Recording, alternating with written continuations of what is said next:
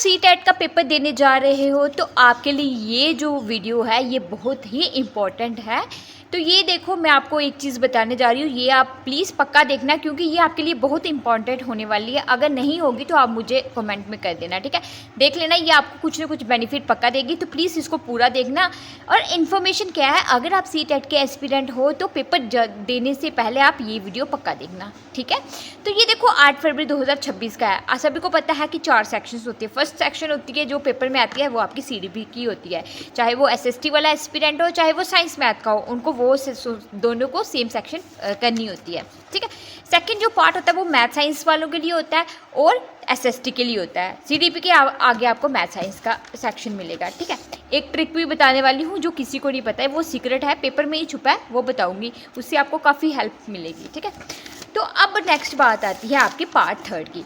अब देखो पार्ट 3 देखो, आपको यहाँ पे आगे 4 पेपर मिलेंगे, इंग्लिश, हिंदी, इंग्लिश और हिंदी, 4 पेपर मिले। अब आपको तो 2 पेपर होने चाहिए, यहाँ पे 4 पेपर हैं। यही क्वेश्चन का आंसर आपको इस वीडियो में मिलेगा।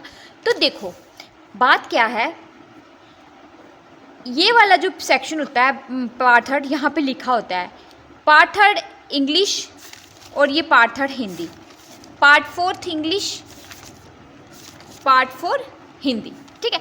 अब आपको क्या करना है, आपने लैंग्वेजेस जब भरी होती है, आप अपना जब एडमिट कार्ड आएगा आप उसमें चेक कर लेना। आपका जो एडमिट कार्ड आएगा उसमें देख लेना आपने जो लैंग्वेज 1 है वो कौन सी भरी है, लैंग्वेज 2 आपने कौन सी भरी है। देखो ये चीज़ बहुत इंपॉर्टेंट है, तो आपके नंबर कट जाएंगे 30 के 30, ठीक है।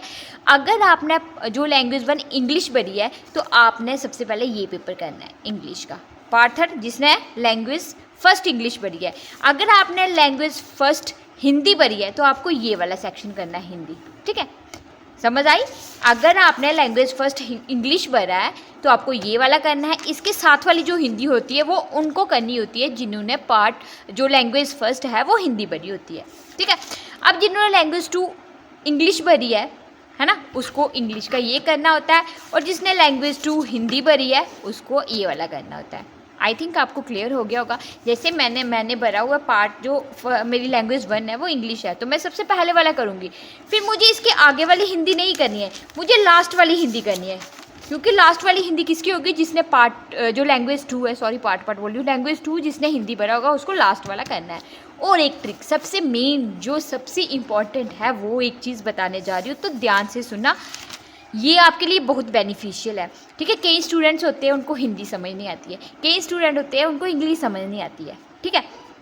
अब होता क्या है, आपका जो इंग्लिश और हिंदी का पेडागोजी का सेक्शन होता है वो सेम होता है। फॉर एग्जांपल जैसे मुझे हिंदी अच्छे से नहीं आती, हिंदी के कुछ वर्ड्स जैसे पेडागोजी की हिंदी है, मुझे इतनी अच्छे से वो एक्सप्लेन नहीं कर पाती और मुझे कुछ वर्ड्स समझ नहीं आते, तो मैं क्या करती हूँ जब पेपर देती हूँ, जैसे आपकी जी इंग्लिश की पेडागोजी है वो कहाँ से शुरू हुई है, आपकी 106 से, ठीक है, 106 से। अगर आपको इंग्लिश आती है तो आप यहाँ से कर सकते हो, आपको इंग्लिश नहीं आती, आपको हिंदी आती है, इसी के आगे जो आपका हिंदी का पेपर होता है उसमें आप देखो 106 जो क्वेश्चन होगा पेडागोजी का वो और इंग्लिश की पेडागोजी का 106 वाला क्वेश्चन सेम होता है, ठीक है।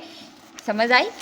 ये जो आपका पेपर है, जो जैसे मेरे को हिंदी नहीं आती है तो मैं क्या करूँगी, मैं इंग्लिश का यहाँ से कर लूँगी, ठीक है। अब अगर बाई चांस कोई स्टूडेंट है, जैसे मुझे अगर मैंने पार्ट जो फर्स्ट है लैंग्वेज फर्स्ट है अगर हिंदी भरी है तो मुझे ये वाला करना होता, अब मुझे इसकी हिंदी नहीं समझ आती है, ठीक है, मुझे इसकी पेडागोजी की हिंदी समझ नहीं आती है, ठीक है, तो मैं क्या करूँगी, जो इसके पीछे वाला इंग्लिश का पेपर है 106 यहाँ से पेडागोजी शुरू हुई है तो वो क्वेश्चन देखो आप सेम है। ये देखो, राजकीय हाई स्कूल की अंग्रेजी भाषा की अध्यापिका श्रीमती उषा रानी, और ये देखो 106 Mrs Usha Rani a teacher of English at the government high school, है ना, सेम क्वेश्चन है। तो आपका जो फर्स्ट इंग्लिश का पेपर होगा उसकी पेडागोजी की हिंदी आपको अगले वाले पेपर में मिलेगी, और वैसे ही इस इंग्लिश की पेडागोजी की हिंदी, मतलब आपकी जो इंग्लिश है पेडागोजी है उसका हिंदी वर्जन आपको कहाँ मिलेगा, नेक्स्ट हिंदी के पेपर में। समझ आई आपको बात? ये ट्रिक है, आप यूज़ कर सकते हो, लेकिन चेक कर लेना, क्या पता उनको पता चल गया हो कि बच्चों को ये चीज़ पता चल गया। ये आई थिंक किसी को नहीं पता है, कोई होगा जिसको पता होगा बट सभी को नहीं पता है। ये चीज़ आप देख लेना। मैं तो हमेशा ऐसे करती थी, हिंदी की जो पैडागोजी होती है मुझे समझ नहीं आती है क्योंकि मुझे उसके वर्ड्स समझ नहीं आते, तो मैं क्या करती हूँ उसके पीछे जो इंग्लिश का पेपर होता है तो मैं वहाँ से उसकी पैडागोजी समझती हूँ और उस पर टिक करती हूँ। तो आप लोग भी ऐसे कर सकते हो। ये ट्रिक थी और ये बहुत ही इंपॉर्टेंट है, आपके CTET के पेपर में बहुत काम आएगी। अगर वीडियो थोड़ी सी भी बेनिफिशियल लगी हो तो प्लीज़ लाइक शेयर और सब्सक्राइब करना मत भूलें। Bye bye, take care.